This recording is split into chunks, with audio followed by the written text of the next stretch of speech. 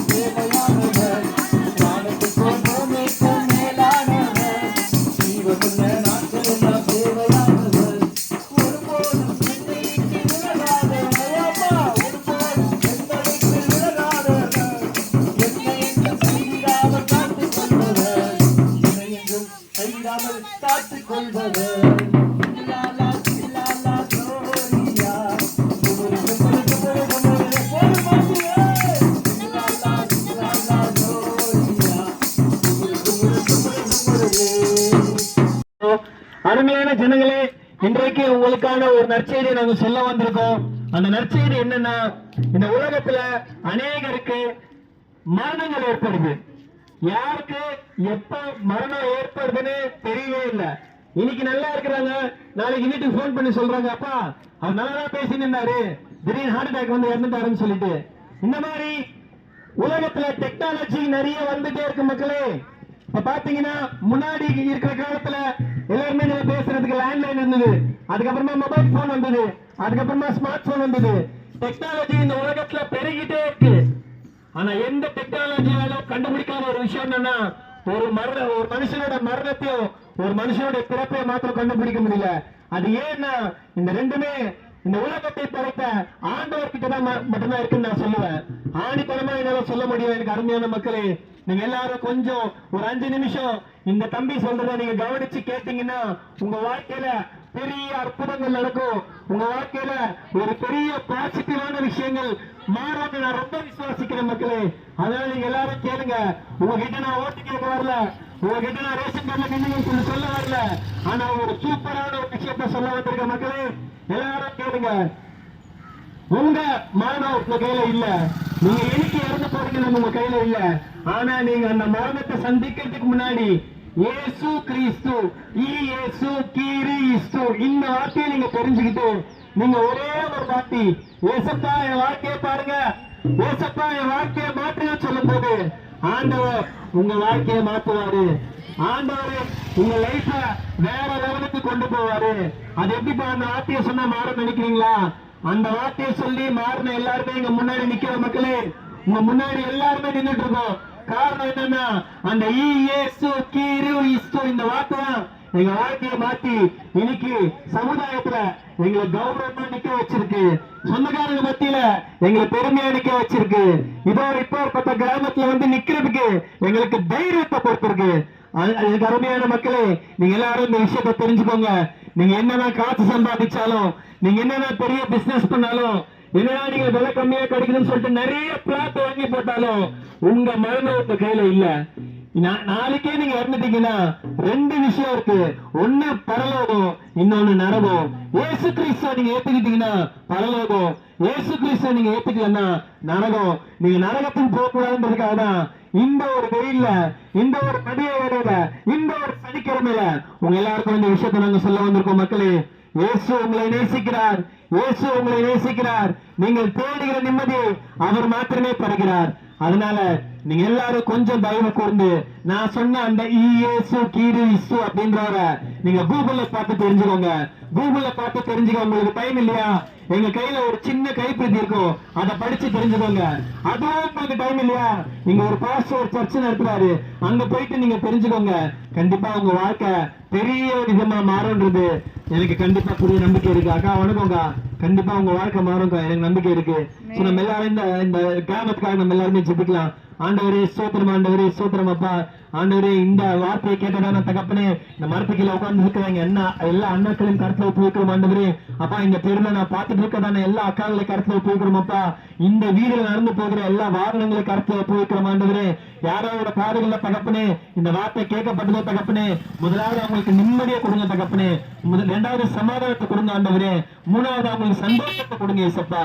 ஆண்டவரே அவங்க ஆண்டவரே இது ஏதோ ஒரு விஷயம் அவங்க நினைக்காதபடிக்கு தகப்பனே தங்கள் வாழ்க்கையை மாற்றிக்கொள்ளுக தெரிவிக்கிற ஒரு விஷயம் என்று தகப்பனே அவர்கள் அறிந்து கொள்ள நீங்க உதவி செய்யுங்க. இயேசு கிறிஸ்து அவர்களோடு இருங்க, இந்த கிராமத்தை ஆசீர்வதிங்க. இயேசு மூலம் ஜெபம் கேளும் நல்ல பிதாவே, ஆமென்.